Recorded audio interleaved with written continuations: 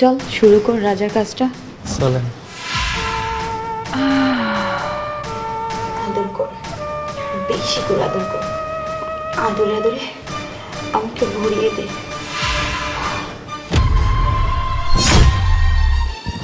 দেখছিস এবার তোকে কত সুন্দর লাগছে।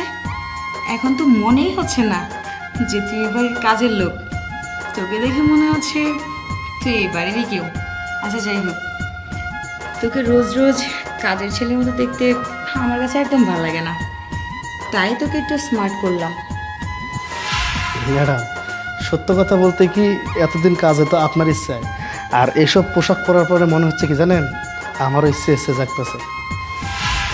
হ্যাঁ ঠিকই বলেছিস, যদি তোর ইচ্ছা থাকে না তাহলে কাজটা কিন্তু জমে।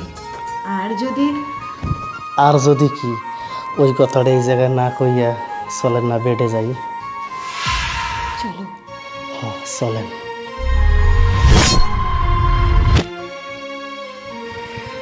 আজকে মনে হইতেছে সত্যি সত্যি এই বাড়ির মালিক আমি, আর আমার পাশে যে তারে মনে হইতেছে আমার মালকিন। হ্যাঁ, এখন থেকে তুই আমার রাজা, আমি তোর রানী। বাহ বাহ বাবা বাহ, এই পোশাক এইরকম, আর ওই জায়গায় যদি জায়গা ইচ্ছা মতো কাজটা করি তাহলে তো আজকে আমার সত্যি সত্যি রাজা মনে হবে, তাই না? তাহলে দেরি কেন, চল শুরু কর রাজার কাজটা। চলেন।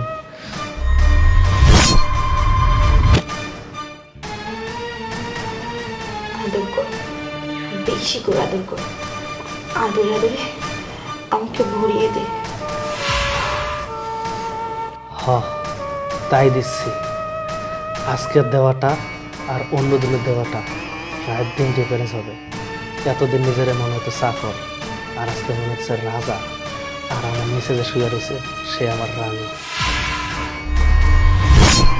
হ্যাঁ দে, বেশি করে আদর কর। এতদিন বাড়ির চাকরের মতো কাছে এসেছিস, কিন্তু ভয়ে ভয়ে। আর ওই আদরে আমার মন ভরতো না। এখন এসেছিস রাজার মতো, রানীর কাছে। দে, তোর রানীর মন ভরিয়ে দে। বেশি করে আদর কর তোর রানীকে।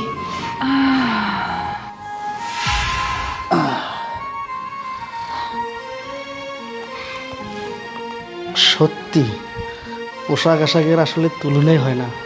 এইসব পরার পরে নিজের অন্যরকম লাগলো, আর কাজটা করেও অন্যরকম একটা ফিল পাইলাম। বীর পুরুষের মতো কাছে আসা আর চামচিকার মতো কাছে আসা দুই রকমই হয়। যাই হোক, যা এবার তুই তোর সব কাজ ছেড়ে নে, যা। আবার সেই টয়লেট পরিষ্কার করা, আবার থালা বাসন পরিষ্কার করা। আমি বলি কি, যেহেতু আজকে রাজার মতো আছি, তাহলে আজকে ওইসব পরিষ্কার না করলে হয় না। জি না শোনা, তুমি যদি ওগুলো না করো তাহলে কি করবে? আর কদিন করো, তারপর অন্য একজন কাজের লোক নিয়ে নেবো, তারপর আর করতে হবে না। যাও, তাই? কাজগুলো সারা, যাও। তার মানে আমার প্রমোশন হবে? হ্যাঁ আচ্ছা ঠিক আছে। হয়েছে, যাও।